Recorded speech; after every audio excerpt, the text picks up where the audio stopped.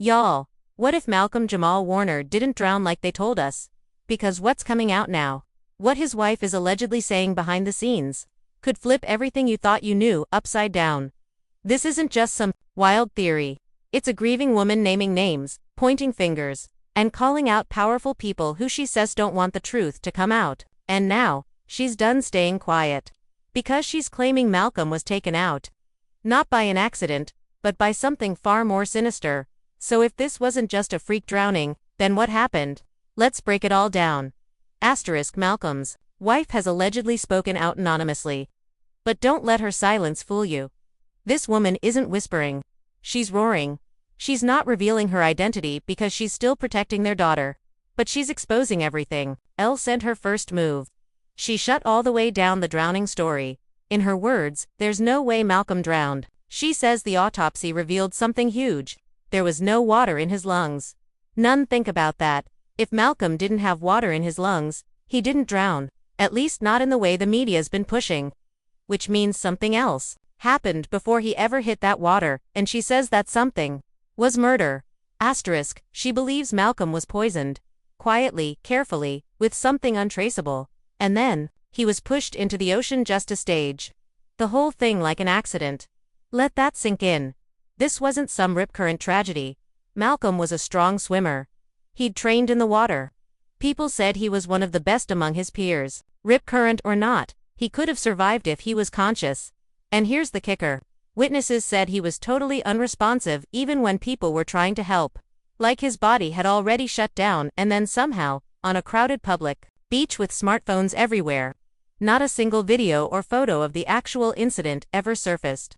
Not one. So now the question is loud and clear. Why? Y'all, Malcolm wasn't just an actor. He was becoming a problem. Because he had a platform and he was using it. On his podcast, Not All Hood, Malcolm was calling out the industry for its hypocrisy. The way black artists are chewed up and spit out, and the silence expected of them in return. He exposed the double standard, how Bill Cosby's entire legacy vanished overnight. While white men like Woody Allen and Roman Polanski still got airplay, he called it out loud. He warned about how execs stir up chaos in the black community on purpose, fanning the flames of rap beefs, pushing division, and cashing checks while black culture burns. And he even named names, not people, but patterns. That's what made him dangerous. He wasn't ranting. He was breaking things down. Calmly, clearly, and fearlessly. And then, the threats started. His wife says that Malcolm began receiving anonymous calls and messages, ones that weren't just hateful, but terrifying. They didn't say stop talking. They said, stop talking, or your family will suffer. Malcolm, she says, tried to stay calm. But every time one of those calls came in, his whole energy changed. That's why he went to Costa Rica to clear his head, maybe to stay safe. But, days later, he was dead. And the part that's haunting, his final podcast. Malcolm hinted that he was ready to go all in, that he was preparing to expose everything, and now, he's gone. And the truth he was about to share died with him. Let's rewind.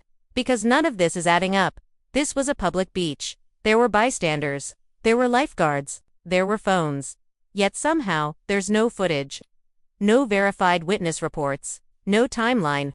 No real explanation for why he went into the water. And what about the other man who was in the ocean with him? His identity. Still a mystery. He survived. So did Malcolm's 8-year-old daughter. But only Malcolm died. Why? Even the autopsy report, the full version, still hasn't been released. Not to the public. Not even to the family. The Costa Rican officials ruled it accidental. But they've given almost no real details, so the question is simple. What are they hiding? This isn't the first time this has happened. We've seen this before. Black men in power who speak truth, challenge systems, and lift the curtain, and then they're gone. Out of nowhere, suddenly, tragically, and always mysteriously. From Sam Cooke to Michael Jackson to Chadwick Boseman.